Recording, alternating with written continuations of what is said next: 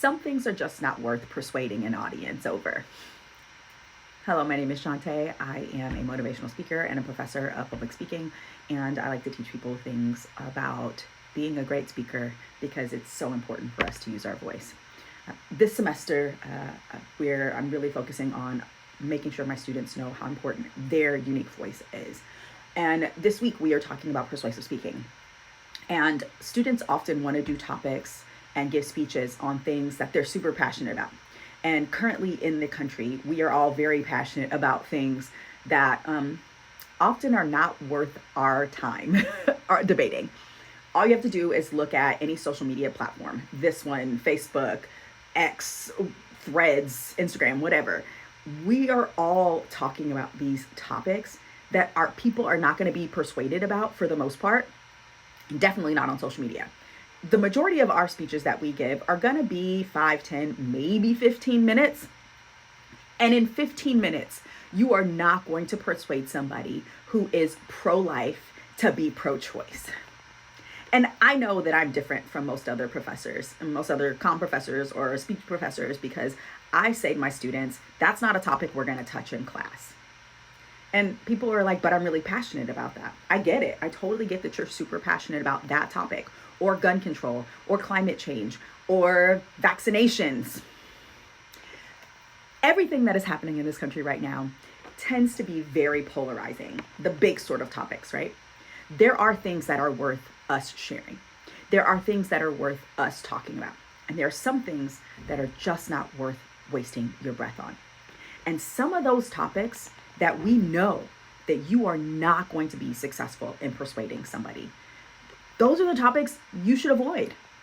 And it doesn't mean that we don't get excited about them. It doesn't mean that we're not passionate about them. It doesn't mean that we can't talk about them, because I think discourse is super important. It is important for us to have these conversations, but understand that you spending your time, your energy, and the sort of, psychology of persuasion to try to persuade someone to go from all the way on one side to all the way on your side is something that is unrealistic and not worth your time.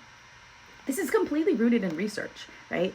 No argument that I'm going to have with somebody on Facebook is going to, if they are anti-vax right now, they know that there is science out there. They know that there are studies. They don't care about them. These arguments are not rooted in logic. And when persuading people, we need not just logic, we also need emotional appeal. We also need a number of things that factor into how we persuade them and if the persuasion is going to be effective. When I was a kid, I went to church a lot. I grew up in the Christian church. I would not consider myself a Christian these days. I just don't really like the negativity that surrounds that. I would think of myself as a person who likes the teachings of Jesus and likes to follow those. But I certainly would not like to call myself a Christian these days, especially with all the things that Christians are doing. Not working for me. But one of the things that we learned in the Christian church was how you converted someone into being a Christian. And I think it's actually appropriate in this. We were taught that when trying to tell someone about Jesus, you start with something anecdotal, maybe your story of how you came to know Jesus, and understood that what you did in that moment, that interaction with that person, was not the thing that was going to persuade them to somehow be a believer. What you were doing was planting one seed. And then somebody else would come along and plant another seed because they would share their story or do something very Christ-like. And then another person would come along and water said seed. And multiple times later, after that person had had so many interactions with followers of Christ, which is what I would like to think we were, even though I don't know that that's the case. But after so many interactions, then that person would go, I think I like this Jesus guy. I think he does some good stuff. I think I'd like to be a part of that thing. I'd like to come to know him.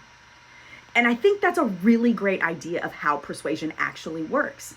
It's extremely rare that, especially for these things that are fundamental to us, that we are going to say something to someone in 5 minutes that is going to revolutionize and change their lives. That's not how that works. It means that I'm going to come along and we might have a good conversation and a discussion about it. And then they might go, there's some interesting things about that. Not change my mind though. And then we do it again. And somebody else comes along and says something else. And it's a process, right? People who change fundamental things about themselves do so over time. It is not an instantaneous, like, come to Jesus, for lack of a better way, like the light shone and the heavens parted and now I believe. Like, it's not going to be that. But these kinds of changes happen incrementally.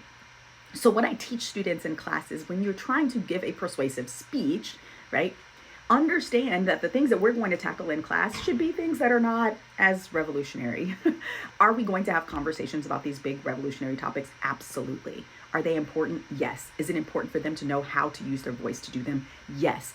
But it is so important for us to understand that there are some things that your 5-minute persuasive speech or your 10-minute persuasive speech is not going to persuade an audience to do. And so sometimes they are not worth your breath and the argument of them, but they are worth a conversation. And I think sometimes a good conversation can be much more persuasive than having a debate and persuading somebody. So have the conversation, because some things are just not worth your breath trying to persuade somebody to do.